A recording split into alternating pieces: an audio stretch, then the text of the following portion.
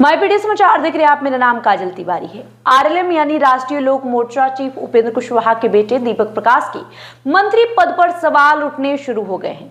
बिना किसी सदन के सदस्य बने उन्हें दोबारा मंत्री बनाए जाने के बाद मामला सुप्रीम कोर्ट तक जा पहुंचा। केस पर सुनवाई करते हुए सुप्रीम कोर्ट ने बिहार सरकार समेत संबंधित पक्षों को नोटिस जारी कर जवाब मांगा। सुनवाई के दौरान एक दिलचस्प सवाल भी सामने आया जब मुख्य न्यायाधीश यानी सीजेआई सूर्यकांत ने पूछा कि क्या वो अभी भी मंत्री पद पर है। याचिकाकर्ता की ओर से अदालत को बताया गया कि दीपक प्रकाश फिलहाल बिहार सरकार के मंत्री पद पर बने हुए हैं। इसके बाद कोर्ट ने मामले की आगे की सुनवाई के लिए नोटिस जारी कर दिया। ये मामला दीपक प्रकाश के दोबारा मंत्री बनाए जाने को लेकर दायर याचिका से जुड़ा है। याचिका में दावा किया गया है कि दीपक प्रकाश वर्तमान में ना तो बिहार विधानसभा के सदस्य हैं और ना ही विधान परिषद के। ऐसे में उन्हें मंत्री पद पर बनाए रखना संविधान की भावना और प्रावधानों के खिलाफ है। मुख्य न्यायाधीश सूर्यकांत और जस्टिस बी मोहना की अवकाशकालीन पीठ ने मामले की सुनवाई की। कोर्ट ने फिलहाल किसी तरह की अंतरिम टिप्पणी या आदेश नहीं दिया है, लेकिन राज्य सरकार और अन्य पक्षों से जवाब तलब किया है। दरअसल दीपक प्रकाश ने दूसरी बार 7 मई 2026 को मंत्री पद की शपथ ली थी। संविधान के अनुसार कोई भी व्यक्ति बिना सदन के सदस्य बने अधिकतम 6 महीने तक मंत्री बना रह सकता है। इसी प्रावधान को आधार बनाकर उनकी नियुक्ति को चुनौती दी गई है।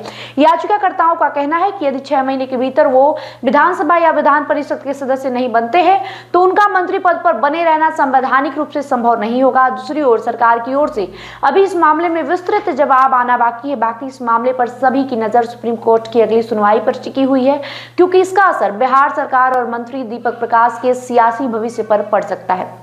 एक बार आपको पूरा मामला विस्तार से बता देते हैं। जब मुख्यमंत्री नीतीश कुमार बनाए गए थे विधानसभा चुनाव के बाद, तो दीपक प्रकाश बगैर किसी संवैधानिक पद पर रहे मंत्री पद का शपथ लिए, तब वो चर्चाओं में आए। उसके बाद उन्हें पंचायती राज जैसा बड़ा विभाग मिला, फिर सरकार बदली, सम्राट चौधरी मुख्यमंत्री बने।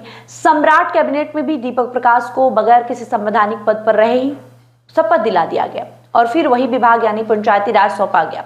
दीपक प्रकाश के साथ निशांत कुमार को भी शपथ दिलाया गया। तब से दोनों की खूब चर्चाएं हुई, लेकिन कहा जाने लगा कि इन दोनों को एमएलसी बनाया जाएगा, यानी इन्हें विधान परिषद भेजा जाएगा।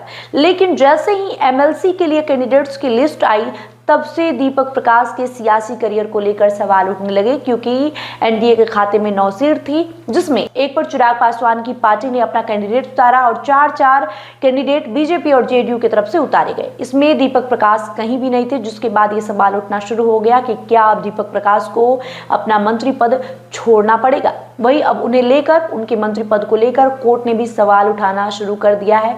देखना काफी अहम होगा कि अगले 6 महीने में दीपक प्रकाश का सियासी करियर जो है वो किस करवट लेता है, क्योंकि वो किसी पद पर नहीं है और अभी भी सम्राट कैबिनेट में पंचायती राज जैसे बड़ा मंत्रालय संभाल रहे हैं। आपको क्या लगता है? कमेंट करके जरूर बताएं। वीडियो में इतना ही। वीडियो अच्छी लगी हो लाइक और शेयर करें। बहुत बहुत शुक्रिया।